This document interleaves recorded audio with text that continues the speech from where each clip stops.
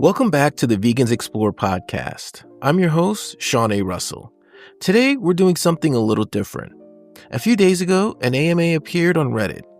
The poster claimed to be a former employee of a meat industry trade group who was paid to spread misinformation online to discredit veganism. Now, before we begin, I want to make this absolutely clear. The identity of this person could not be verified. There's no way to confirm if the claims are true.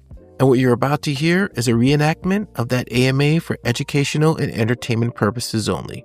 We are not presenting this as fact. We're presenting this as a story about how misinformation can spread, how narratives get shaped, and why it's important to think critically about what we see online. What made you quit that job? Did you feel guilty about your actions? I did not realize I felt guilty when I quit. I hated the job after about a week. At first, I thought it was edgy and funny. I think I did feel guilty, though. I just could not do it anymore. I needed the money, but some things are not worth it. I do eat meat. I never stopped. But I realize now I was messing with good people who were trying to make the world more humane. It was a bad job. I used to joke that I wish I had sold cigarettes instead. What was the hiring process like? And where was this happening? This was all in America.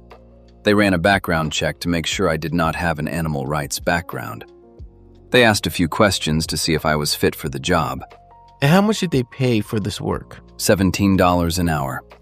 And honestly, AI can do this easily now. How is this even legal? Do you know? I honestly do not. My guess is freedom of speech. I always assumed a big trade group would have lawyers making sure everything was covered, so I did not think about it too much.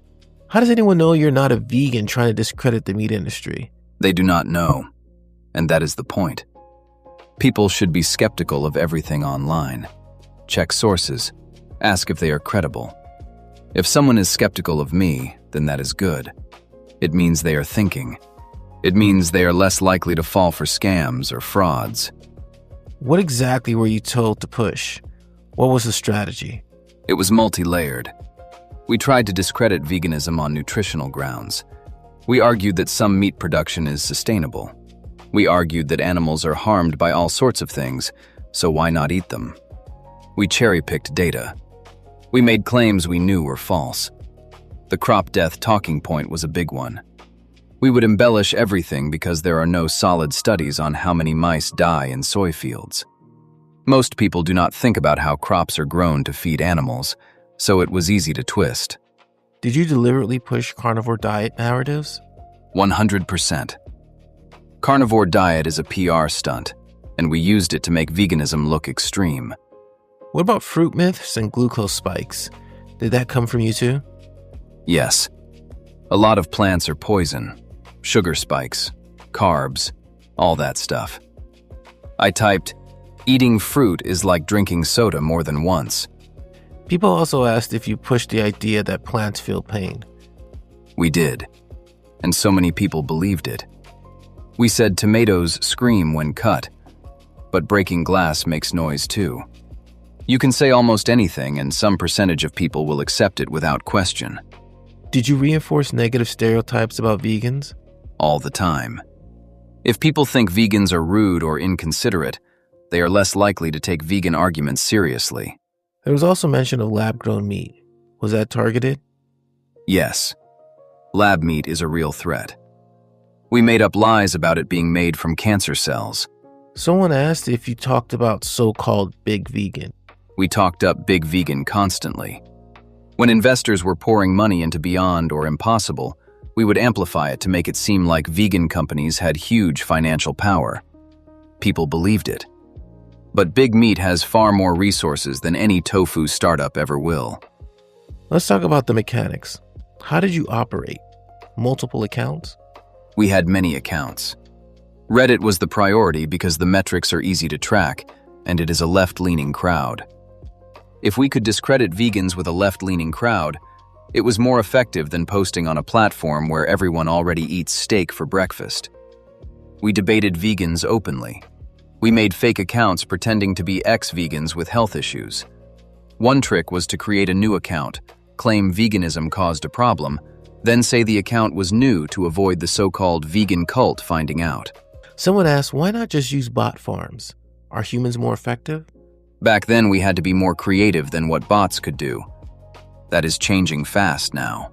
Did you try to influence activists? We would push narratives to make moderate activists seem like sellouts. If someone suggested a calmer approach, we would spread comments saying they betrayed the cause. It made the movement look fractured. People pointed out that other industries do similar things. Is that true? Absolutely. It is not just meat. Big tobacco did it. Big oil did it. Big alcohol is doing it. 3 of those industries have hired the same PR firm for attacks, Berman and Company. They pitched oil, but someone leaked a recording, and that plan fell apart. Do you think this happens outside of food and agriculture? Yes. Oil and gas pushes misinformation on climate change. Many foreign policy debates online are full of inorganic accounts. A lot of Redditors have no idea they are arguing with someone who is not who they claim to be. What's your opinion on veganism now? It is probably healthy if you take B12 and eat fruits, vegetables, and good protein sources. But it can be a disaster if your diet is Oreos and chips. I am not an expert. I just pretended to be one. Someone asked how to expose the meat industry. Do you have any advice? Reddit is easiest because it is anonymous, and you can see how many views things get. The meat industry pushed hard for ag-gag laws. They banned filming in farms because they knew why people wanted to film in the first place. If you really want to expose it, you probably need to go inside and see for yourself. Any final messages for listeners? Yes. Be skeptical. Do not assume every account online is real. Do not assume every story is true. People should question everything, including me. If you walk away more skeptical, then that is good for everyone. Once again, this was a reenactment of the anonymous AMA. None of these claims have been verified.